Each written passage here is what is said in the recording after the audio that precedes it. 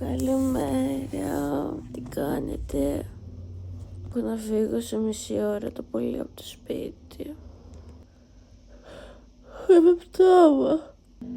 Τέλος πάντων, έχω να πάω για βλυφαρίδες και μετά θα βγω με την ξαδέρφη μου. Δηλαδή οι YouTubers όταν τραβάνε morning routines όντως ξυπνάνε εκείνη την ώρα και πιάνουν την κάμερα. Γιατί εγώ αυτό έκανα μόλις. Θεωρώ πως είναι αμφιλεγόμενο. Κάποιοι το κάνουν, κάποιοι όχι. Αλλά μου αρέσουν και οι δύο περιπτώσεις. Δεν έχω παράπονο. Πρέπει να έχω σηκωθεί ήδη. Δεν θέλω.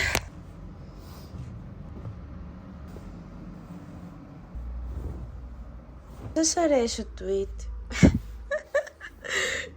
Είναι το τελευταίο δώρο που μου έκανε ο νόμος μου, εντάξει. Τι ωραίο πλάνο, καλά, εντάξει. Έκανα ένα πολύ γρήγορο ντουσάκι. Τα μαλλιά μου είναι χάλια. Κάτι μπορούμε να κάνουμε.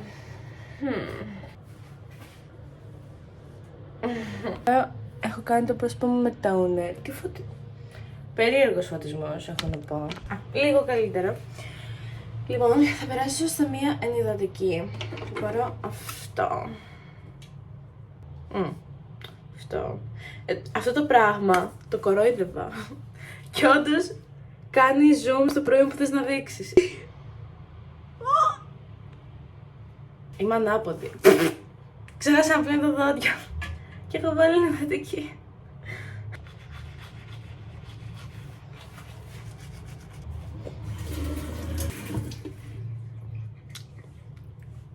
Δεν σας έχω δείξει τα νύχια μου. Look how pretty they are.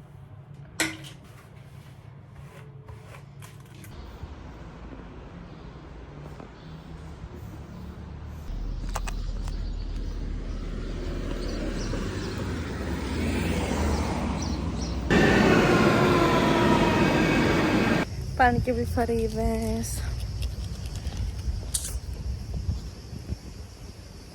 Καλά βγήκανε. Κάνει κολόζεστη.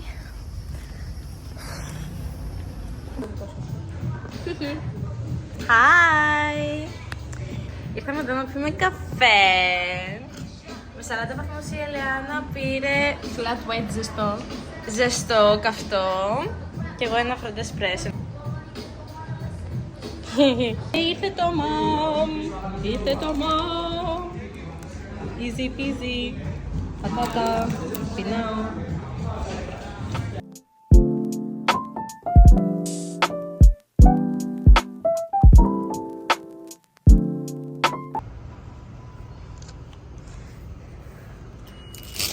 Ανοίξτε μας! Πάμε σπίτι μας!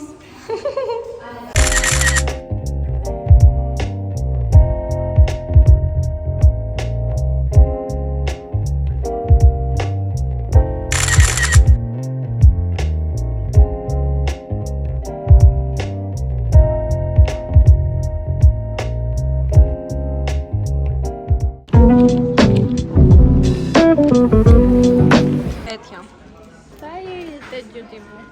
Μαζί με πετσέτο στην χαρτοπετσέτα πάνω, τέτοια.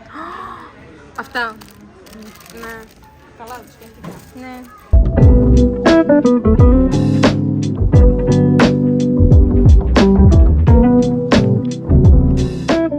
Σεφ, φτιάχνουμε να φάμε.